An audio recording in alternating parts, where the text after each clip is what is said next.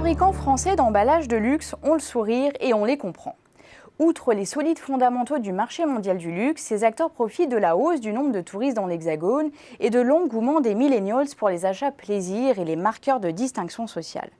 Sans oublier que les maisons de luxe privilégient les producteurs de packaging implantés en France pour assurer un suivi conforme à leurs exigences de qualité. Autre motif de satisfaction pour les acteurs de l'emballage, la forte croissance des ventes en ligne de produits de luxe. Une évolution qui ouvre de belles perspectives de croissance à ce secteur d'ici 2020, selon la dernière étude de Xerfi-France. Mais si l'avenir s'annonce radieux, le contexte concurrentiel, lui, va se durcir.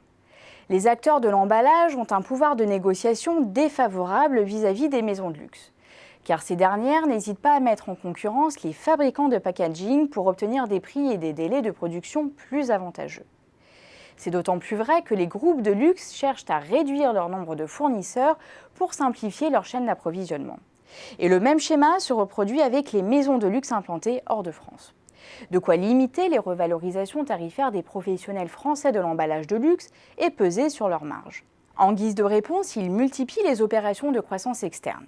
Un bon moyen pour acquérir une taille critique et s'imposer comme des références incontournables auprès des maisons de luxe. En réalité, les fabricants d'emballages de luxe ne ménagent pas leur peine. Nombre d'entre eux tentent en effet de se positionner comme des guichets uniques. C'est ainsi que de plus en plus d'acteurs développent une expertise multimatériaux alors qu'ils se focalisent historiquement sur le travail d'un seul type de matière première, comme par exemple le verre ou le plastique. Pour prendre en charge l'intégralité de la fabrication d'un emballage, les opérateurs étendent également leur gamme de services. Il peut s'agir par exemple de prodiguer des conseils sur le choix du matériau et du design. Cela leur permet de diversifier leurs revenus et de développer des activités à plus forte valeur ajoutée.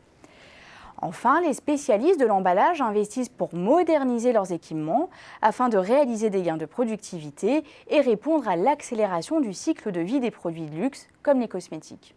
À titre d'exemple, Texaen a investi dans l'impression 3D pour la fabrication de brosses à mascara. Un usage qui reste toutefois assez confidentiel pour l'instant.